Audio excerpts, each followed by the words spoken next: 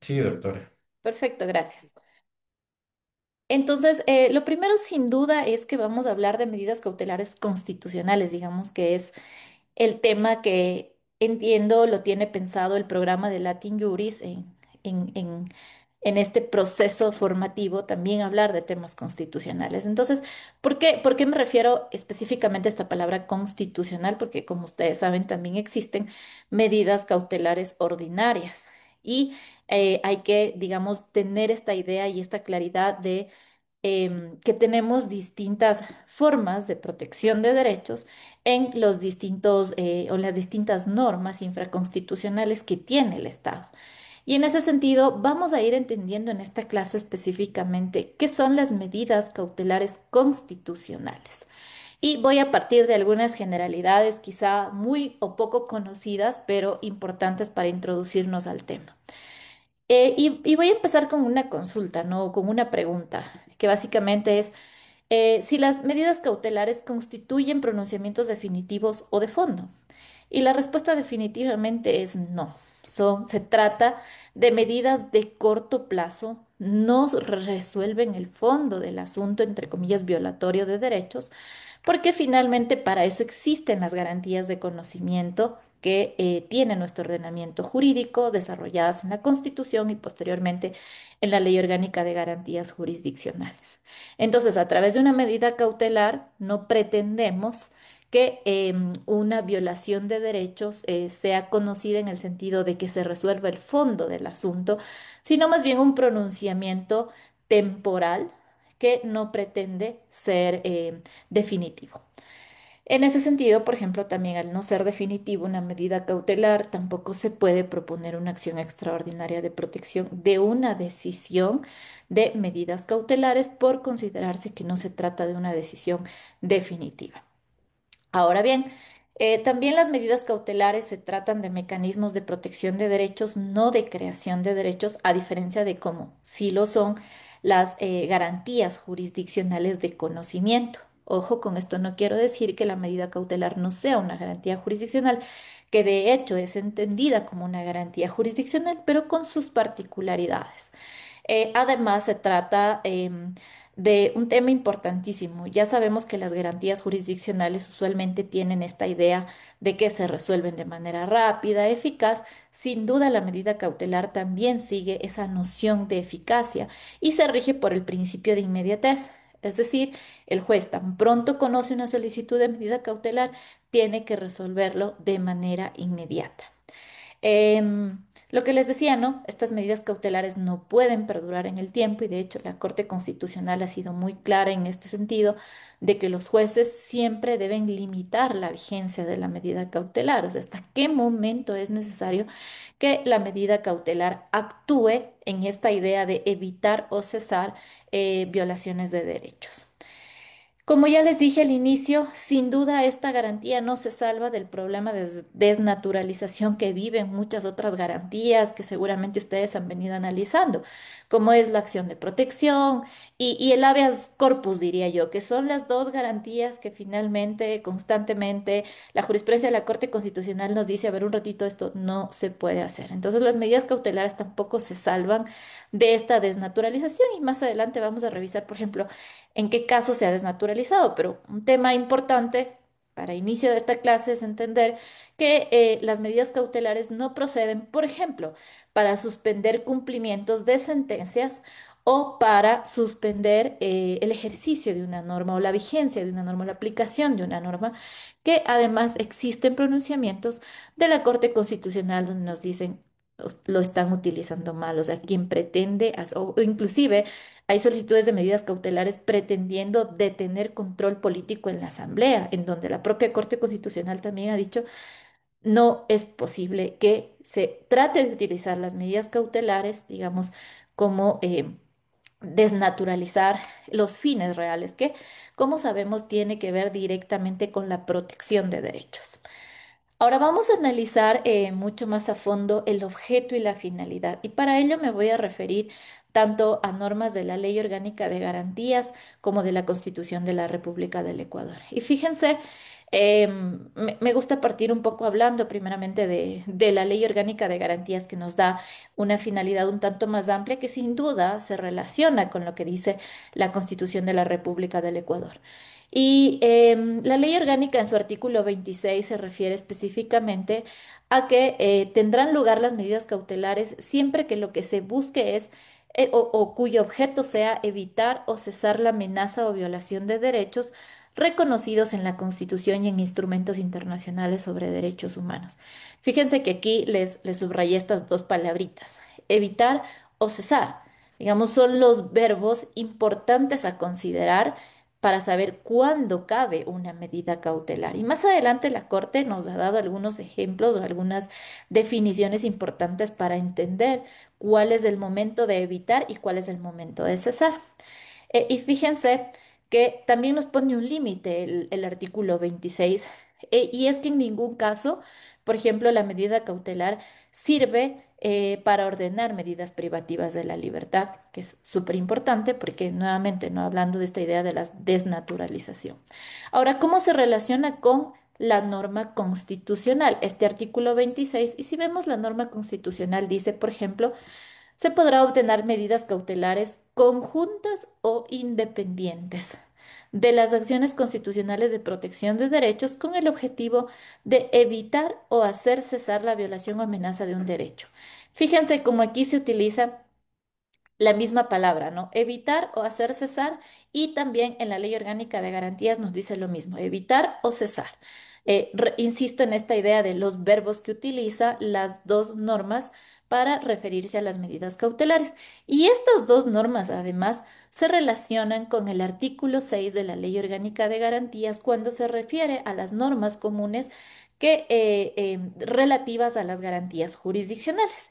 Y específicamente en el segundo apartado, en el segundo inciso del artículo 6, se refiere a las medidas cautelares, o sea, más allá de que la ley orgánica nos entrega normas comunes a las garantías jurisdiccionales, sabe, el legislador supo en su momento como que la medida cautelar tiene una situación especialísima y por lo tanto, ojo, en el inciso 2 nos dice, sí, es verdad, la finalidad de las garantías es todo esto, pero en el caso específico de la garantía de medida cautelar, esta tiene como finalidad prevenir, impedir o interrumpir la violación de un derecho. Fíjense cómo estos verbos, ¿no? Prevenir, impedir o interrumpir, que yo los resalto en la parte de abajo, se relacionan sin duda directamente con estos verbos previamente revisados, ¿no? Que son los verbos evitar o cesar. Entonces, un poco la idea es ir entrelazando lo que comentan, lo que dicen nuestras normas, y frente a ello tener la conclusión clara de cuál es el fin o cuál es el objetivo que persigue la medida cautelar. Entonces, bien, hemos hablado tanto en la ley orgánica como en la Constitución de la palabra evitar, prevenir. Sí, y fíjense que la jurisprudencia de la Corte Constitucional nos ha explicado básicamente en qué casos cabe una medida cautelar cuando lo que quiero es prevenir o evitar, es decir, cuando el acto vulneratorio de derechos aún no se ha consumado, aún no se ha realizado. Entonces, en este caso, la Corte Constitucional, en la sentencia 6615 JC/19, dice, a ver, si estás buscando prevenir o evitar, lo que tienes que presentar es una medida cautelar autónoma, es decir, independientemente de presentarla conjuntamente con, por ejemplo, una acción de protección, una acción de acceso a la información pública, lo que tienes que hacer es básicamente presentar una medida cautelar autónoma. Si estás, ojo, en la fase de prevenir o evitar, utilizando estos verbos. Pero si es una violación que se está produciendo, entonces lo que vamos a hacer es intentar cesar una violación, y en ese sentido lo óptimo es que se presente una medida cautelar conjuntamente con una garantía jurisdiccional. Y en ese sentido me voy a permitir leer muy brevemente lo que dijo la Corte Constitucional al respecto en esta sentencia que les comento. Dice, frente a un derecho reconocido en la Constitución o a un instrumento internacional de derechos humanos, para que procedan las medidas cautelares debe existir, ojo con esto, una acción u omisión que se encuentre en dos momentos. Entonces, el primer momento dice, cerca de producirse una violación que constituye una amenaza, o un momento en el que se esté produciendo la violación. Y ojo con esto, ¿no? Lo que les decía previamente. En el primer momento, el primer momento se da antes de la violación y el segundo momento durante la violación del derecho. Sí, entonces con ello un poco empezamos a entender la finalidad de esta garantía jurisdiccional conocida como medidas cautelares, ¿sí? Hay dos momentos importantes en los que podemos activar esta garantía. Lo que les decía al inicio, como una generalidad importante, es que la medida cautelar no resuelve el fondo. Y fíjense que la Corte Constitucional ha tenido que pronunciarse sobre estos temas. A veces hay temas que parecerían obvios, digamos así, pero no lo es tanto y por lo tanto la jurisprudencia de la Corte empieza a ponernos límites a los abogados, a los em, en general a los ciudadanos que activan garantías jurisdiccionales. Y en la sentencia 00110 PJOCS5, la Corte Constitucional dice, la medida cautelar cumple la función de suspender provisionalmente el acto presuntamente violatorio de derechos constitucionales hasta que, vía sentencia, se declare o no dicha vulneración. Y en ese sentido, la medida cautelar puede ser adoptada en primera providencia cuando a criterio del juez existan presunciones de una posible violación de derechos constitucionales que no puede esperar a la sentencia. Pero, aquí es muy claro, aquello no implica un pronunciamiento de fondo y por lo tanto no puede generar un efecto propio de una garantía de conocimiento como, por ejemplo, sería el efecto de una acción de protección, porque en la acción de protección finalmente el juez termina diciendo se vulneraron tales derechos y por lo tanto repárese de tal forma. ¿Sí? En una medida cautelar eso no se puede hacer o nosotros como abogados no podemos buscar un pronunciamiento de fondo. Y lamentablemente han habido jueces que lo han hecho, sí, que se han pronunciado sobre el fondo en medidas cautelares y esto ha sido objeto de revisión de la Corte Constitucional. Y bien, fíjense que además dentro del desarrollo jurisprudencial, también la Corte Constitucional se ha referido específicamente a cuáles son las garantías, perdón, las características que deben tener las medidas cautelares, un poco para ahondar mucho más sobre esta idea de medidas cautelares. Y en la sentencia 02613 SCN-CC, la Corte se refiere a cinco características fundamentales que deben tener las medidas cautelares. En primer lugar, la característica de provisionales, ¿sí? Que se refiere principalmente en el sentido de que tienen vigencia el tiempo de violación de una posible vulneración de derechos. Eso equivale a lo que les decía al inicio, no son infinitas y no tienen el efecto de una sentencia o de un auto definitivo, sino que tienen necesariamente esta idea de temporalidad, un tiempo específico. ¿Cuál es otra característica? Es que son instrumentales, es decir, establecen acciones tendientes a evitar o cesar una vulneración de derechos. Es mi instrumento para estos dos verbos que les decía al inicio, ¿no? Evita o cesa.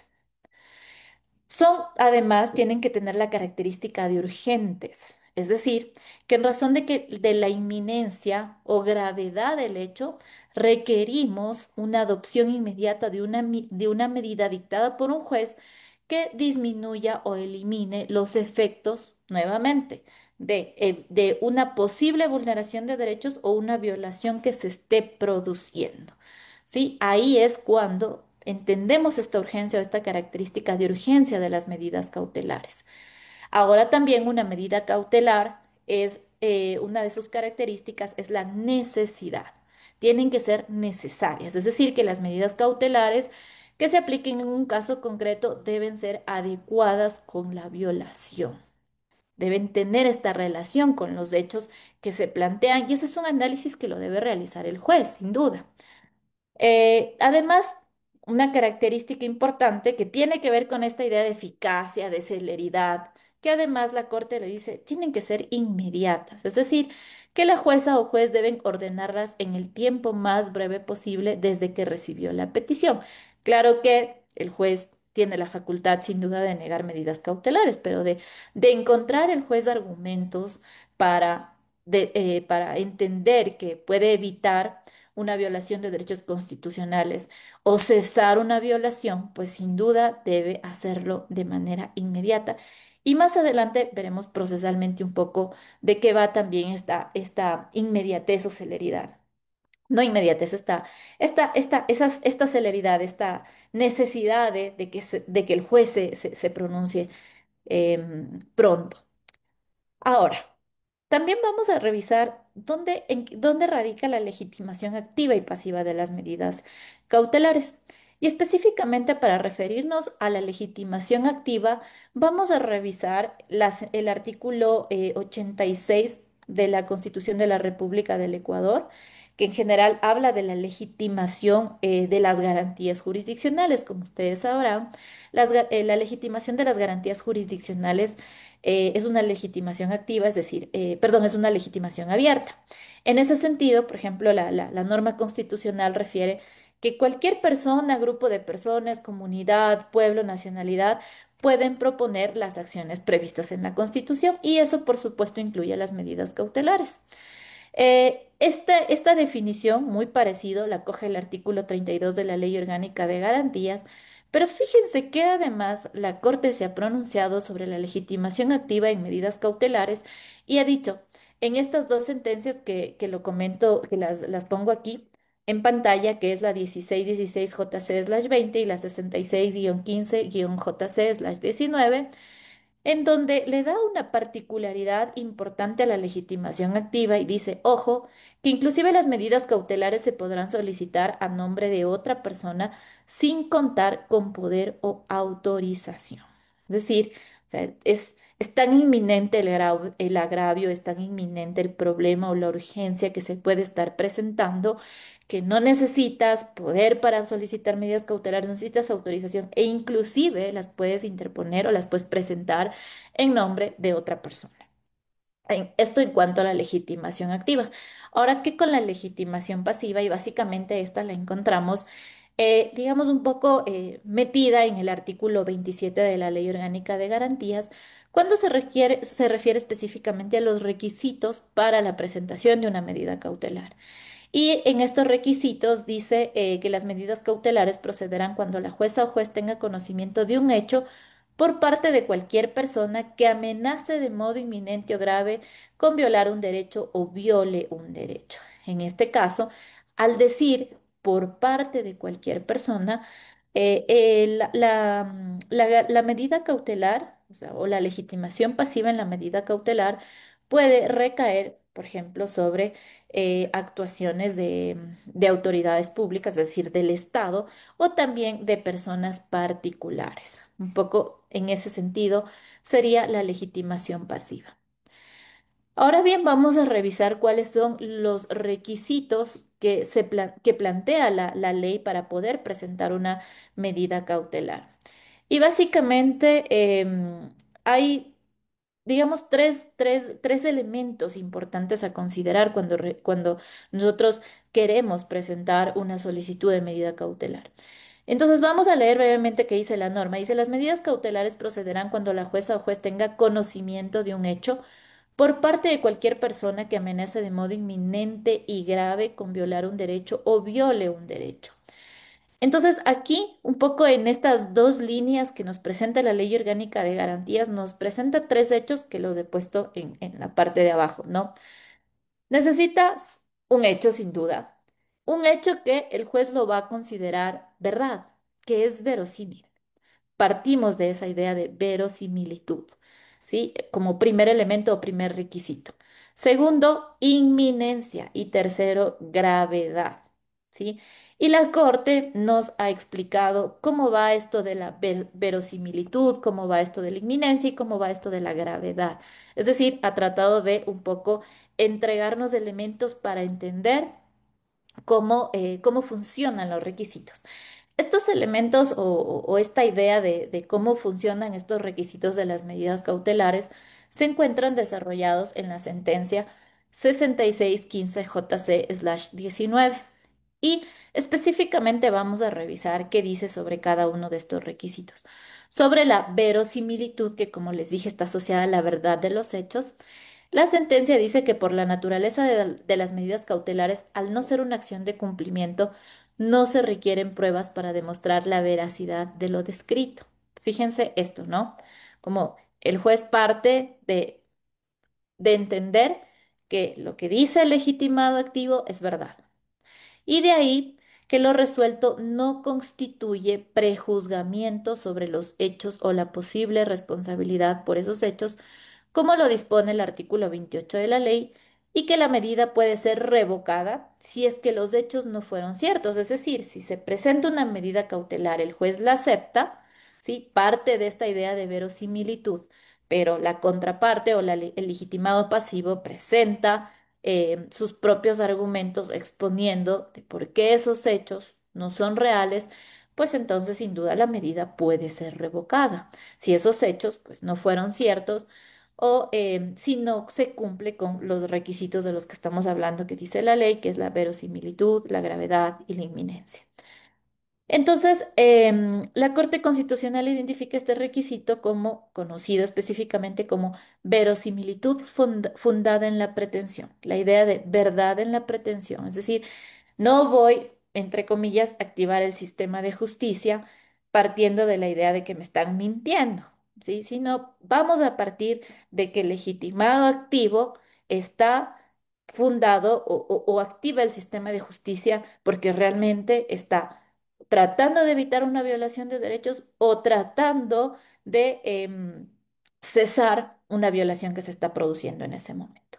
Entonces, no olviden esto, el primer requisito, la verosimilitud cuando presenten una solicitud de medidas cautelares. ¿Sí? El juez parte de entender verdaderos sus hechos y, por supuesto, la contraparte puede, siempre tiene la posibilidad de contradecir, ¿no? De presentar elementos que permitan entender que esos hechos no son reales, ¿no? No olviden que en las medidas cautelares el juez no necesariamente está obligado, cuando se hace una petición de medida cautelar, el juez no necesariamente está obligado a llamar a audiencia, dependerá mucho de la decisión del juez respecto de la petición que ustedes presenten. Ahora bien, ¿qué es esto de la inminencia en el daño? Y, este requisito también importante para solicitar una medida cautelar. Básicamente, la Corte Constitucional ha dicho que la inminencia tiene que ver con el tiempo, es decir, la relación entre un hecho u omisión con la violación del derecho tiene que ser estrecha. La violación del derecho tiene que estar pronto a suceder o está sucediendo. ¿Sí? Esto es importante. Tengo que estar, el momento es que me amenaza, ¿sí? O el momento es que está pasando en este momento en el cual activo el sistema de justicia.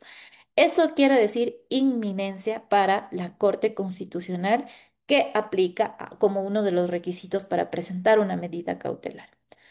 Y ahora, ¿qué sobre el, el requisito de daño grave o la gravedad frente a una solicitud de medida cautelar?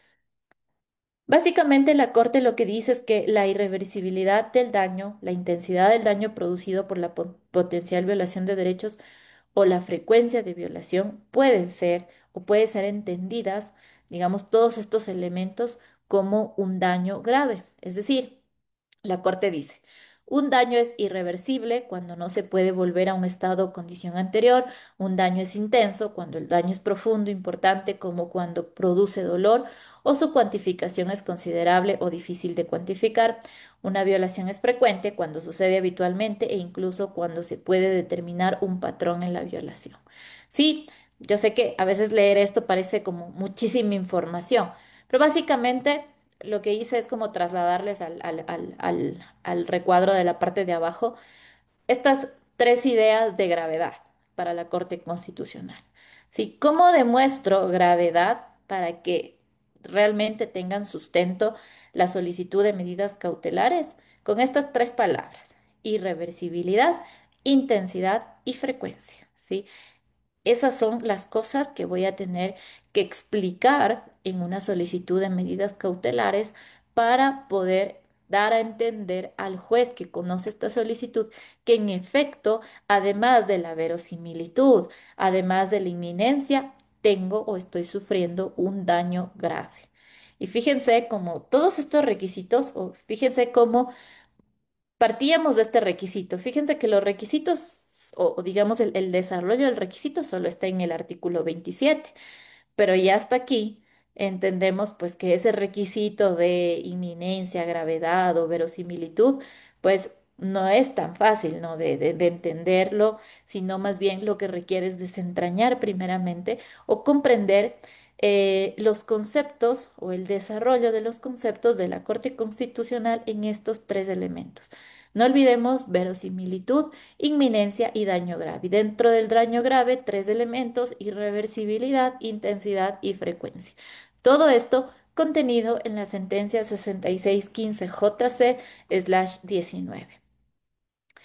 Ahora bien, como les decía, también vamos a referirnos un poquito al tema de la desnaturalización de las garantías jurisdiccionales y lamentablemente las medidas cautelares no se han salvado de la vorágine de la desnaturalización. Entonces, fíjense cómo la Corte Constitucional empieza a emitir pronunciamientos respecto a estos casos y en la sentencia 1223 JC/24 la Corte Constitucional se plantea dos preguntas importantísimas. Esta sentencia, les pido a quienes les interese puedan realmente leerla porque es, eh, no sé, súper aleccionadora, sobre todo para quienes hacen derecho penal. Les recomiendo que la lean.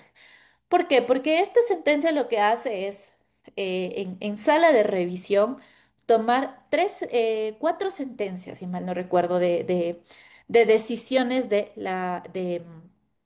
en materia penal. Toma esas cuatro sentencias, revisa un poco respecto a el fondo, qué es lo que realmente se decidió en esas solicitudes de medidas cautelares. Y uno de los problemas realmente es haber desnaturalizado la garantía en el sentido de que, por ejemplo, la Corte se hace dos preguntas sumamente importantes cuando reúne estos casos y dice, a ver, procede una medida cautelar para interrumpir la ejecución de sentencias condenatorias ejecutoriadas en materia penal. Y además se pregunta, ¿procede una medida cautelar para resolver una impugnación sobre debido proceso, solicitud de unificación de penas, cambio de régimen penitenciario, concurso ideal de infracciones? Después de una serie de argumentos, la Corte arriba, la respuesta a estas dos preguntas es no. Esto implica desnaturalizar las garantías perdón, las medidas cautelares constitucionales, ¿sí? Y es cuando empezamos a mezclar justicia ordinaria con justicia constitucional y queremos meterle medida cautelar a la sentencia y queremos a través de la medida cautelar quitarnos, digamos, tratar de interrumpir la ejecución de la sentencia, ¿sí? Este realmente ha sido un problema del sistema de justicia que la Corte intenta arreglarlo porque lo estamos usando mal. Y fíjense, para mí es importante y por eso les digo, para quienes hacen penal, por favor, lean esta sentencia. Y aquí en este último recuadro les pongo la decisión, porque la Corte, fíjense lo que dice. De estas cuatro decisiones que acumuló para hacer esta sentencia, dice, revocar todas las decisiones favorables de medidas cautelares, realizar la declaratoria jurisdiccional previa, que ustedes saben, eso quiere decir, ojo, los jueces actuaron mal por haber desnaturalizado la garantía jurisdiccional, ordenar la remisión del expediente a Fiscalía por el presunto cometimiento de prevaricato y ordenar la investigación y sanción, ojo con esto, de los abogados patrocinadores por abuso del derecho. ¿Esto qué quiere decir? A ver, no solo el juez, perdón que use esta palabra, pero no solo el juez se friega. A ver, aquí también los abogados tienen mucho de responsabilidad, ¿sí? Porque inicia con una petición del abogado de decir, a través de esta medida cautelar quiero interrumpir la ejecución de una sentencia condenatoria en materia penal. ¿Sí? Entonces, no solo es decir, el juez lo hizo mal, pese a que es un garante de derechos, tiene que ser la persona que de una u otra forma pues garantiza el debido proceso y demás, o conoce las normas, entiende cómo funcionan los distintos mecanismos de protección de derechos. Sí, siendo el juez el garantista de derechos no lo hace, pero ojo, también los abogados lo están haciendo mal, ¿sí? Los abogados al intentar frenar ciertas acciones o ciertas situaciones en materia penal también están desnaturalizando y contribuyendo a un sistema de justicia donde la justicia ordinaria empieza a tener choques con la justicia constitucional. Entonces, insisto en esto, por favor, quienes hacen penal o quienes no lo hacen, si les interesa, pues lean esta sentencia. Ahora también, fíjense que hay una sentencia súper reciente que de hecho es de este año. También, por favor, léanla. También tiene que ver con esto de buscar soluciones en vía constitucional para soluciones que existen en vía ordinaria, ¿sí? Es la sentencia 163-21 JC/25. Básicamente en esta sentencia la Corte determina que los jueces y juezas constitucionales que conocen medidas cautelares autónomas para negar una solicitud de medidas cautelares por existir medidas cautelares, ojo con esto, en las vías administrativas ordinarias, deben, en primer lugar, identificar si el asunto en cuestión tiene una vía ordinaria para la resolución. Dos, verificar si en dicha vía ordinaria existen medidas cautelares, es decir, sí, fíjense lo que dice la Corte. ¿Y por qué la Corte dice eso? Porque toma un caso concreto. Y en este caso concreto, la Corte analiza eh, y desestima la solicitud de medidas cautelares autónomas debido a la existencia de medidas cautelares en vía civil ordinaria, para lo cual son competentes para conocer el incumplimiento de una promesa de compraventa y los posibles perjuicios económicos derivados de esta. Sí, entonces, ¿qué es lo que nos quiere decir? A ver, si en la vía civil ustedes, ciudadanos, personas sujetas al sistema de justicia, existen medidas cautelares para cesar o evitar posibles vulneraciones de derechos, pues tienes que activar esas medidas, sí, que existen en la vía que has decidido activar. Y no vas a superponer las medidas cautelares constitucionales. Y esto es súper importante porque es como un llamado de atención tanto a los abogados como a los jueces. Perdón, sí, específicamente a los abogados como jueces que están litigando. Y fíjense que esta sentencia, la sentencia 364/16 CEP-CC, se refiere específicamente a la actuación de los jueces cuando resuelven medidas cautelares. Y la Corte se pregunta lo siguiente: ¿cómo deben actuar las juezas y jueces constitucionales cuando de los hechos demandados se observa que no se trata de una amenaza, sino no sé qué quise decir ahí, sino los hechos de decisión de una sentencia fueron detallados, no sé qué quise decir ahí, pero básicamente es cómo deben actuar las juezas y jueces constitucionales cuando resuelven medidas cautelares.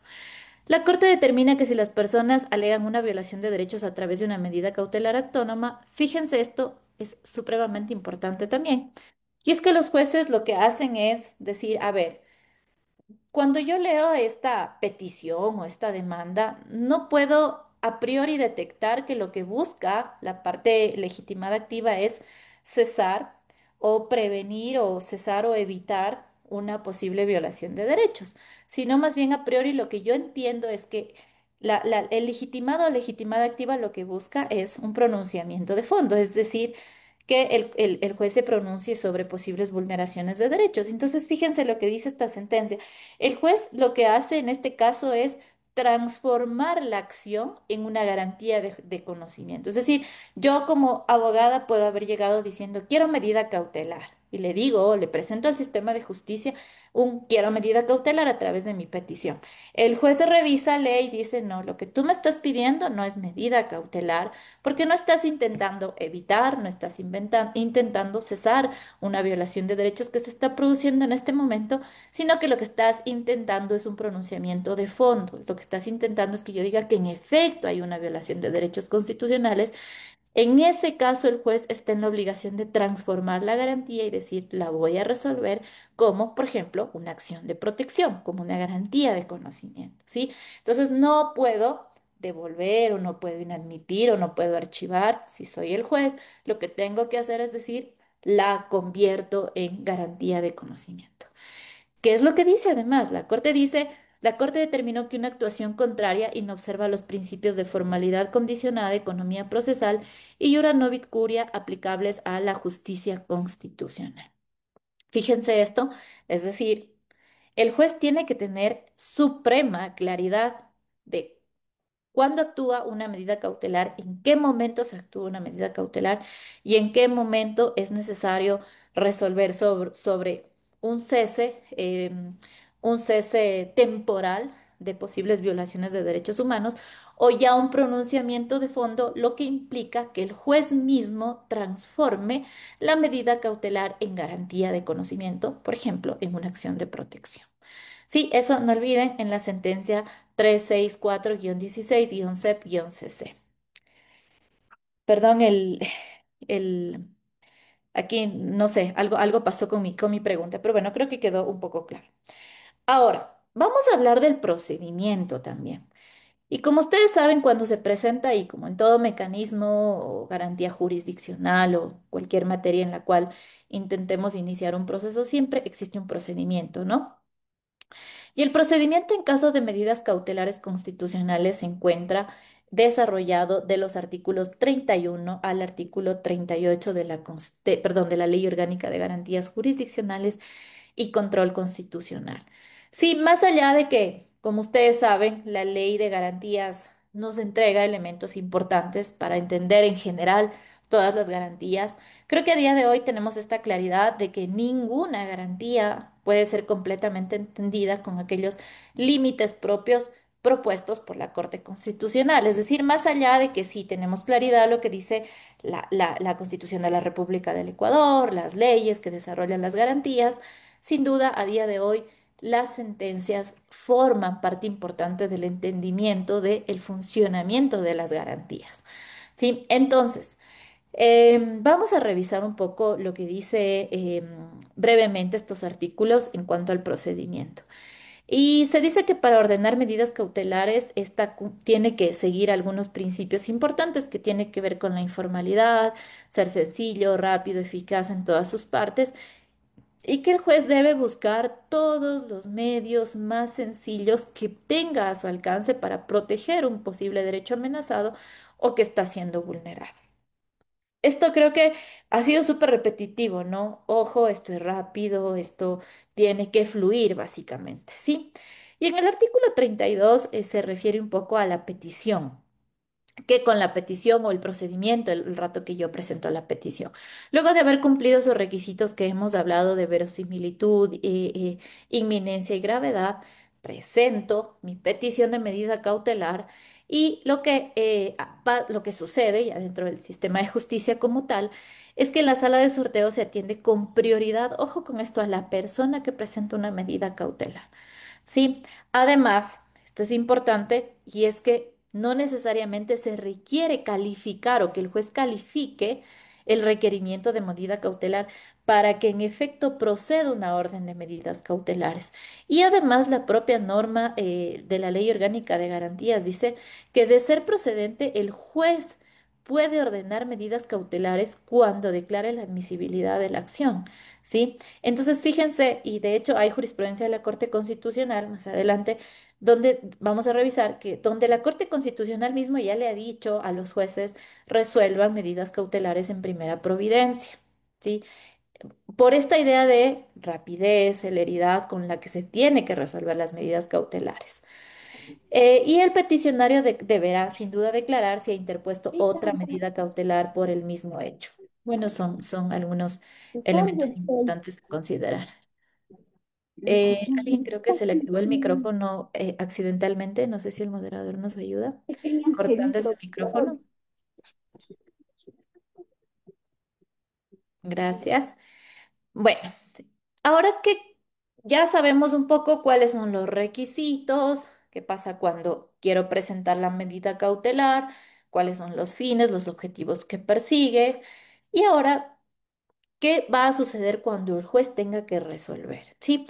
Y esta parte es supremamente importante, ¿no? Y es que en la resolución, la ley nos dice que una vez que la jueza o juez conozca sobre la petición de medidas cautelares, si se verifica por la sola descripción de los hechos que se reúnen los requisitos previstos en la ley, recordarán los requisitos de los que hablábamos, otorgará inmediatamente las medidas cautelares correspondientes. Es decir, fíjense esta parte, no se exigirá pruebas para ordenar estas medidas ni tampoco se requerirá notificación formal. ¿Sí? Inclusive sobre esto han habido resoluciones de la Corte Constitucional porque a la Corte se le ha consultado respecto a una posible inconstitucionalidad de esta partecita que le subrayo aquí, esta idea de que no se exigen pruebas y que tampoco se requiere notificación formal. Entonces, lo que ha dicho la Corte Constitucional no es incompatible o no es inconstitucional esta parte del artículo 33 de la Ley Orgánica de Garantías, porque lo que estamos diciendo es que las medidas cautelares no se pronuncian sobre el fondo y al no pronunciarse sobre el fondo y al tener que ser actuaciones rápidas del sistema de justicia, no puedo, digamos, exigir la formalidad de lo que implica la presentación y evacuación de prueba. Eso tomaría demasiado tiempo al sistema de justicia. Y a su vez no puedo requerir notificación formal en el sentido de que nuevamente lo que está en juego es evitar una amenaza o evitar una posible violación de derechos o cesar una violación que se está produciendo. Y por lo tanto, la Corte ha dicho, esta parte no es incompatible con la Constitución porque no hay un pronunciamiento de fondo. Distinto fuera a que existiera un pronunciamiento de fondo y la Corte ha sido súper clara en decir, esto no constituye prejuzgamiento. Inclusive se ha dicho, cuidado con querer utilizar el otorgamiento de medidas cautelares como un medio de prueba en otro proceso. Como decir, ojo que aquí me dieron medidas cautelares, entonces esto es prueba para otro proceso. No, no funciona así, justamente por esta idea de informalidad que tiene la medida cautelar. Más allá de eso, también en la resolución la jueza o juez admitirá o negará la petición de medidas cautelares mediante una resolución sobre la cual, ojo, no cabe recurso de apelación sobre una solicitud de medida cautelar. ¿Qué es lo que sí cabe? Sin duda, una medida de revocatoria, ¿sí? Que, como ustedes saben, procesalmente es distinta. Y en ese sentido, el juez puede resolver si revoca o no revoca las medidas cautelares con todos los requisitos que plantea el tercer inciso del artículo 33, que por temas de tiempo no lo voy a leer, pero que es importante entenderlo. Sí, el artículo 35 específicamente se refiere a la revocatoria de la cual les hablo, y es que, como dije, no cabe apelar, pero sí cabe revocar por tratarse de medidas temporales. Entonces, ¿cuándo cabe revocar medidas cautelares? Solo cuando se haya evitado o interrumpido la violación de derechos, cuando el juez considere además que han cesado los requisitos previstos en la ley. Volvamos, los requisitos, habíamos dicho, esta idea de que ya no hay inminencia, ya no hay gravedad y que entonces el juez podría, en este caso, sí, revocar esas medidas cautelares. En este último caso, en el que no se demuestre que, por ejemplo, la medida cautelar no tenía fundamento alguno, la persona o institución contra la que se dictó la medida podrá defenderse y presentar los hechos o argumentos que sustenten la revocatoria de la medida cautelar. Para que proceda la revocatoria, la institución o persona que se haya delegado a las partes deben informar a la jueza sobre la ejecución de las medidas. Cuando la jueza o juez considere que no procede la revocatoria, fíjense esta parte, ¿no? De la decisión de la revocatoria, en cambio, en ese caso, sí cabe una apelación, ¿sí? Es decir, en primera instancia me otorgan medidas cautelares, ninguna parte puede apelar, lo único que cabe es revocatoria. De la decisión de la revocatoria, solo de esa decisión puede caber una apelación, que tiene que presentarse, como dice la ley orgánica, en el término de 3 días. Bueno, ya para ir cerrando un poco, considerando también el tiempo, ahora quiero que nos hagamos una pregunta. ¿Y qué pasa cuando existe o se dictan una medida cautelar? Existe una resolución dictada por autoridad competente, por un juez, que dice, dicto medida cautelar en tal X y X sentido.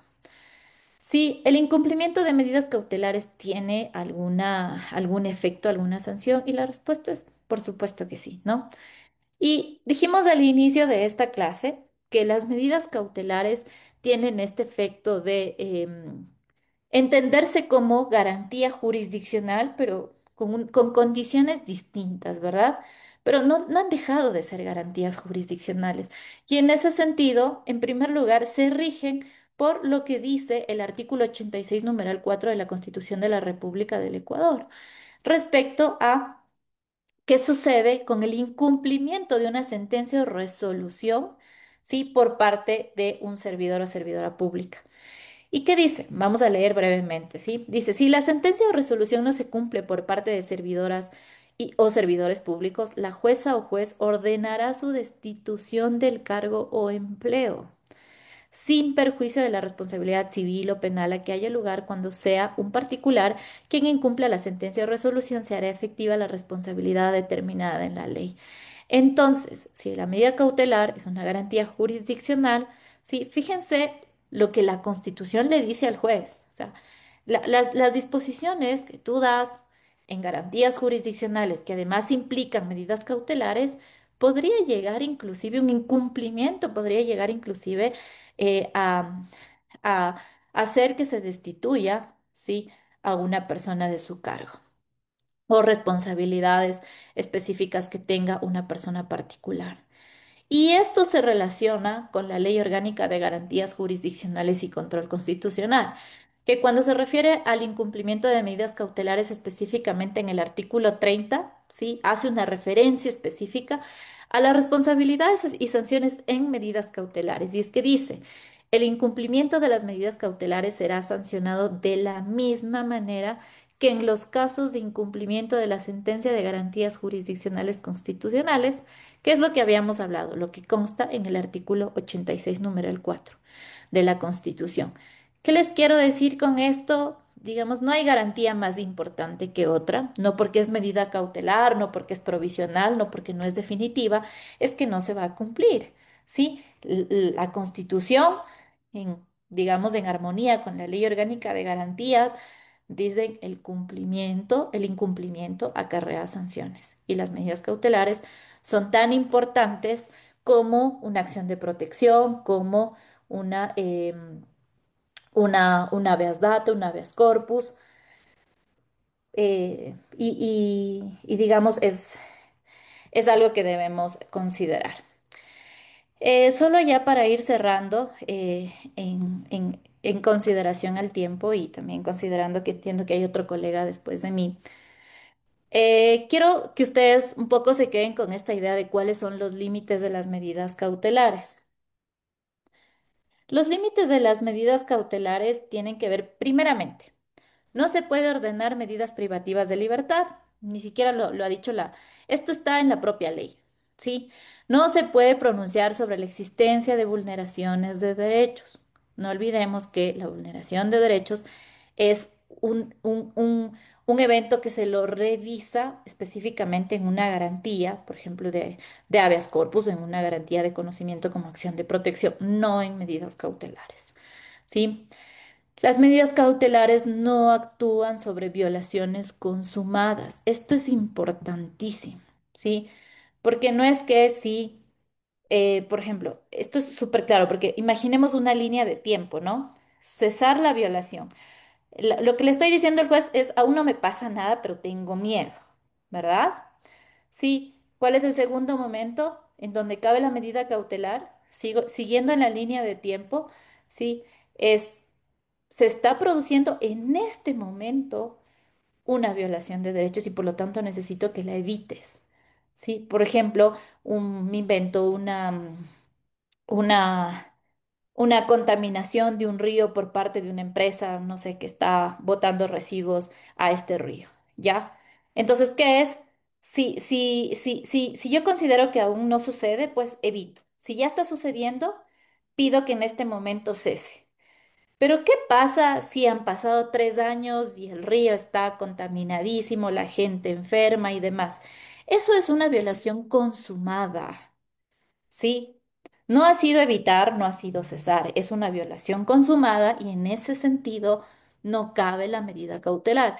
Por eso es importante tener la consideración del tiempo o de la línea de tiempo que establecen las propias normas, ¿sí? Entonces, no olviden evitar, cesar y ya cuando la violación está consumada, no existe forma de presentar una medida cautelar. Sería contribuir a esta idea de desnaturalización de la que hemos hablado. Lo que dije últimamente, y es que el incumplimiento de una medida cautelar es sancionado tal cual una garantía jurisdiccional de conocimiento y será sancionada.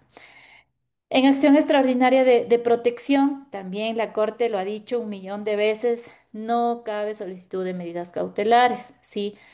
No es posible que en una acción extraordinaria de protección, además, intente decir que no se ejecute la sentencia del juez que violó derechos y por lo tanto presente una acción extraordinaria de protección con medida cautelar. No, la Corte Constitucional ha dicho, no funciona así, eso es desnaturalizar la garantía. No procede cuando se trate de ejecución de órdenes judiciales. Mucho ojo con esto, que es la constante desnaturalización que vivimos en nuestro sistema de justicia. No tiene valor de prueba en un proceso posterior, se los dije hace poco, ¿sí? No puedo usar el otorgamiento de una medida cautelar como una prueba a mi favor. No existe doble juzgamiento si después de presentarse una medida cautelar se presenta una acción de protección. Claramente no se resuelve, ¿sí? En la una sobre el fondo, hemos dicho, y en la otra, pues eventualmente el juez se pronunciará sobre el fondo. Dictar medidas que se opongan a lo ordenado en otra garantía, eso no es posible. Nuevamente, son estos límites que la Corte ha tenido que irnos diciendo. La inobservancia del carácter provisional de las medidas cautelares puede configurar un error inexcusable.